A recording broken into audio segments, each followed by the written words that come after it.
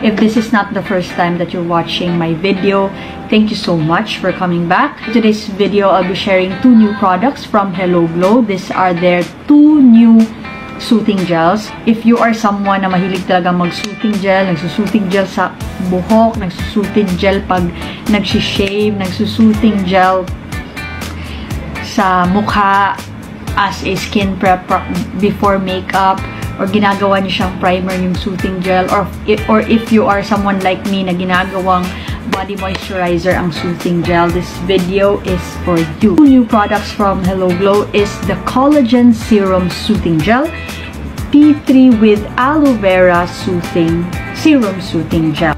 Guys, in-emphasize ko yung serum guys kasi pag serum kasi parang mas pinaliit yung particles ng product para mas maka-deeply penetrate siya sa ating skin compared sa mga products na hindi serum form. I hope I've explained it well and that makes sense. Collagen Serum Soothing Gel na nasa blue tub contains collagen, bakuchiol, and hyaluronic acid. Rejuvenates the skin, improves skin firmness, hydrates and moisturizes skin.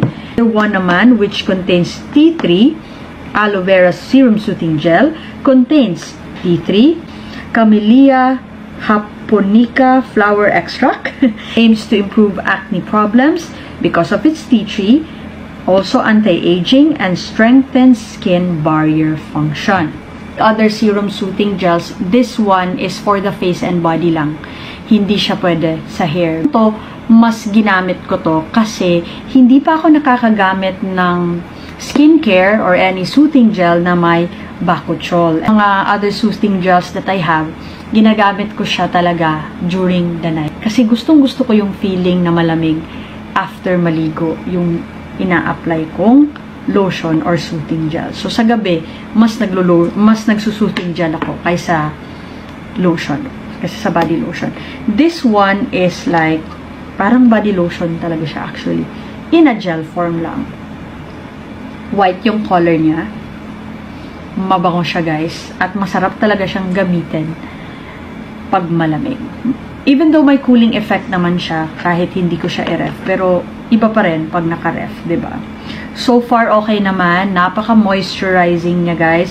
And also, it smoothens out my chicken skin. Lalong-lalo na ako ay mahilig mag-shave sa aking legs at sa aking underarms. Prior to this pala, yung pinaka-favorite ko from Hello Glow Soothing Gels is yung Vitamin C. This one, hindi ko pa talaga nagamit. Ito yung typical color and texture ng isang soothing gel. Yung transparent, tapos yung amoy, aloe vera. Ito talaga yun.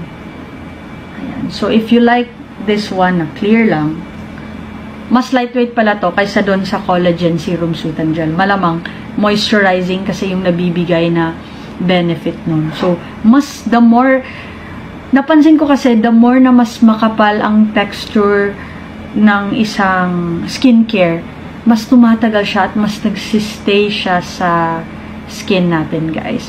Another common question pala sa aking YouTube channel when I review soothing gels, ano yung dapat mauna? Soothing gel ba or lotion?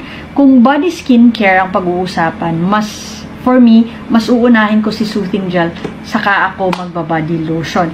Kung sa face naman, if you use it as moisturizing cream for your face or moisturizing gel, una toner, serum, tapos soothing gel.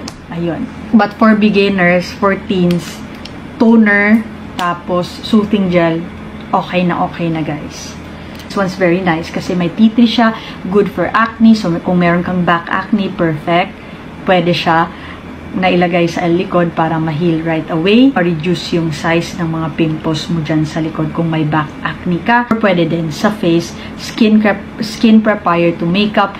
And ang maganda sa mga soothing gels na ganito, yung ganito yung texture, maganda siya talaga as primer before makeup because fast absorbing yung mga ganitong klaseng soothing gels, and also parang yung makeup nagaglide easily sa skin, mas easy yung application kung baga pag gumamit ka ng soothing gel as primer.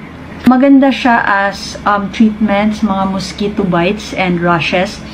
Pero na lang kung grabing allergies talaga. Pinapansin ko sa isa kong anak, riser sa mga rashes, lalo na kapag may contact dermatitis ka, yung palagi kang nagkaka-rashes, yung allergy ka sa alikabok, allergy ka sa detergent soap, you use aloe vera as moisturizer, okay na okay siya guys. It smoothens out yung rough skin texture and also yung redness medyo nawawala.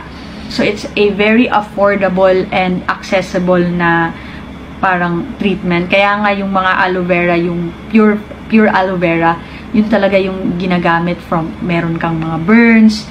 Okay na okay siya guys. And I can attest to that kasi yung mga anak ko, yung moisturizer nila, aside sa lotion nila, pag may soothing gel na malapit sa akin, yun na yung ina-apply ko guys.